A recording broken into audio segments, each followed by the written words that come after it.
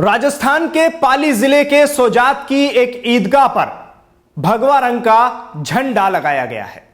ईदगाह की यह मीनार है जिस पर भगवा रंग का झंडा लगाया गया है।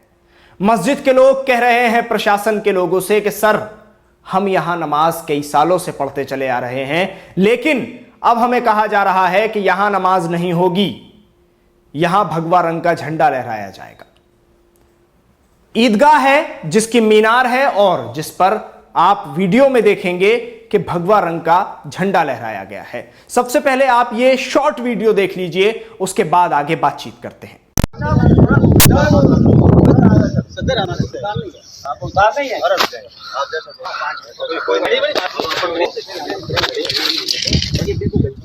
ये सरासर माहौल बिगाड़ने की कोशिश सर। बिल्कुल 3 सालों से अभी नमाज नहीं होगी, 3 साल हो गए नमाज ही नहीं हुई यहाँ पे। तो जितने भी कोई नहीं। तो राजस्थान के पाली का ये सुजात इलाका है जिसकी ये एक ईदगाह है जहां ईद की नमाज होती है। ईद की नमाज से पहले पहले ये तमाम हालात बनते जा रहे हैं कि ईदगाह पर भगवा रंग के झंडे लगाए जा रहे हैं। क्या इन भगवा रंग के झंडे लगाने वालों पर कोई कार्रवाई होगी? क्या एक विशेष समुदाय को टारगेट करने के लिए इनके खिलाफ कोई एक्शन लिया जाएगा, या फिर ये लोग आजाद घूमते रहेंगे और इसी तरह से मस्जिद की मीनारों पर, ईदगाह की मीनारों पर ये भगवा रंग के झंडे जबरन लगाते रहेंगे?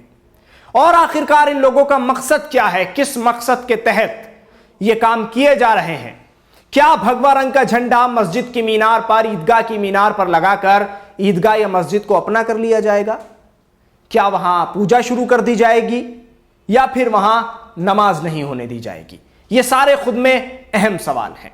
अब आपको यह बता दूं कि मध्य प्रदेश के खरगोन से और उत्तर प्रदेश के कई ऐसे इलाके हैं जहां से यह खबर आ रही है। पहले मध्य प्रदेश के खरगोन के बारे में जान लीजिए। खरगोन और 2-3 इलाके और हैं मध्य प्रदेश के जहां से यह खबर सामने आई है कि प्रशासन यह अपील कर रहा है मुस्लिम समाज के लोगों से कि ईदगाह मत जाइए, ईदगाह में ईद की नमाज मत पढ़िए, अपने घरों में ही ईद की नमाज पढ़िए या फिर अपने इलाके की जो मस्जिदें हैं उनमें ईद की नमाज पढ़िए।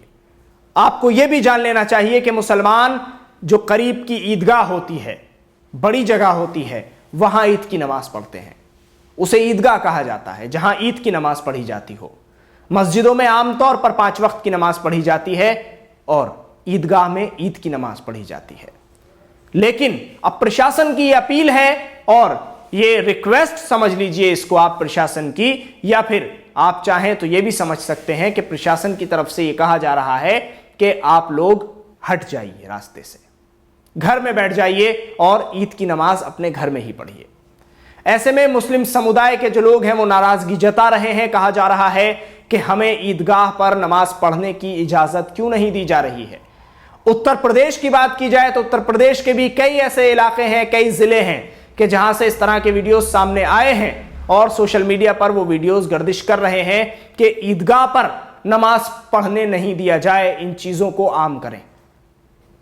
ईद से पहले पहले ये तमाम चीजें हो रही हैं कि मुसलमानों को कहा जा रहा है कि आप ईद की नमाज अपने घरों में या फिर अपने इलाके की जो मस्जिदें हैं उसी में पढ़ें, ईदगाह ना जाएं, क्योंकि माहौल खराब होने का जो अंदेशा है वो प्रशासन की तरफ से भी लगाया जा रहा है। और आपको यह बता दूं कि इसकी पहले से ही पेशेनगोई मुस्लिम जो बुद्धिजीवी हैं, मुस्लिम धर्मगुरु हैं, वो कर चुके हैं। और इसीलिए जो 1 दर्जन से ज्यादा मुस्लिम संगठन हैं, बड़े मुस्लिम संगठन जिसमें शिया सुन्नी तमाम संगठन शामिल हैं, जिसमें जमीयत उलमाए हिंद है, मुस्लिम पर्सनल लॉ बोर्ड है, जमाते इस्लामी है, ऑल इंडिया शिया काउंसिल है, ये तमाम जो संगठन हैं उनकी तरफ से यह अपील पहले ही जारी कर दी गई थी कि शांतिपूर्व तरीके से मुसलमान अपनी अपनी ईदगाह जाएं, नमाज अदा करें। और बहुत सी ऐसी चीजें हैं कि जिनका खासतौर पर ख्याल रखा जाए कि अपने इलाके के जो पत्रकार हैं उनको अपने साथ रखें, अपने इलाके के जो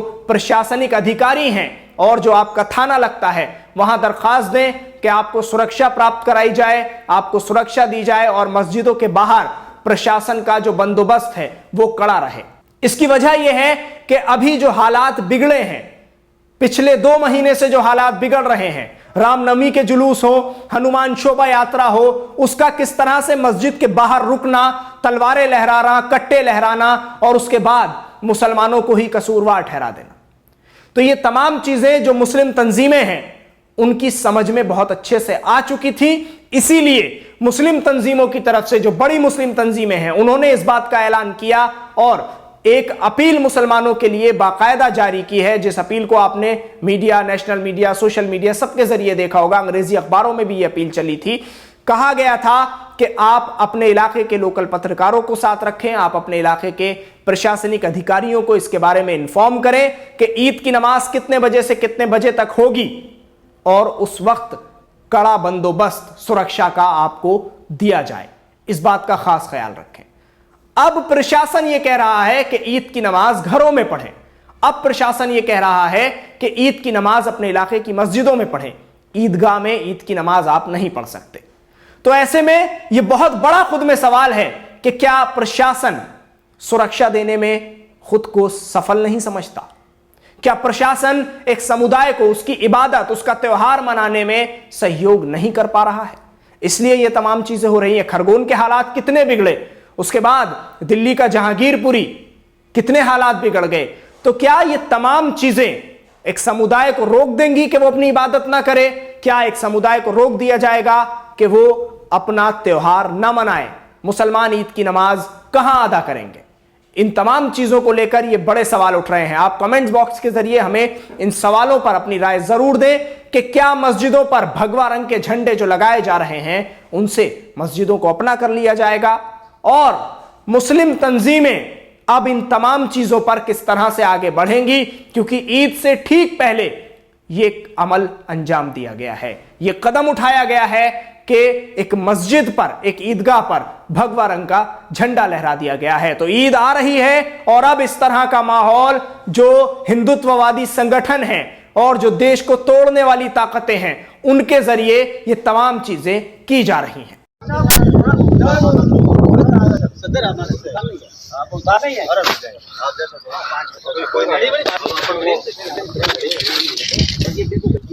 ये सरासर माहौल बिगाड़ने की कोशिश सर। बिल्कुल